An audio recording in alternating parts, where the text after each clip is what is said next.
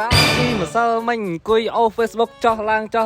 ឃើញគេលក់លេលមាស់ដៃពេកជះលុយ$10ទិញលេយកមកលាបថ្ងៃនេះក្រោកតាំងពីព្រលឹមមកយកអីវ៉ាន់នៅកំពង់បឹងមកដល់គេអត់បើកហាងក៏ជិះហួសមកអង្គុយនៅមាត់ទន្លេអង្គុយមើលស្អីស្អាតជិះម៉ូតូវូចោះវូឡើងវូចោះវូឡើងខ្ញុំនេះឃើញគេជិះចោះជិះឡើងចិត្តនៅមិនសក់ចង់ជិះទៅតាមសំឡេងបន្តិចអីបន្តិចណាមួយក៏មកអង្គុយចាំរៀងយូរដែរបន្ទាប់ពីយើងនៅអង្គុយលេងនៅមាត់ទន្លេប្រហែលកន្លះម៉ោងមកយើងក៏ជិះម៉ូតូមកយកអីវ៉ាន់វិញនេះបងប្អូនជិះមកដល់គឺបានអីវ៉ាន់មកចប់នេះ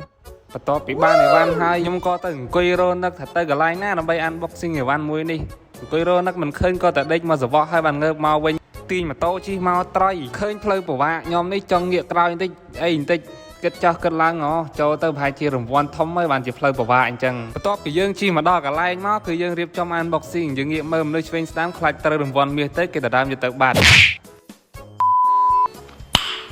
Nice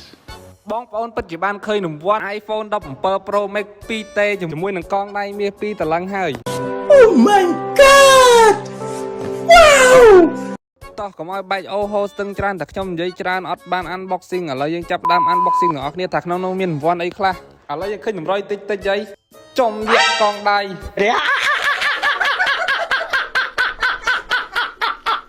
សរុបជារួមមកវីដេអូយើងមានតែប៉ុណ្្នឹងសូមអរគុណបងប្អូនលេ3កំប៉ុងគឺត្រូវបានតែ 1500 ទេ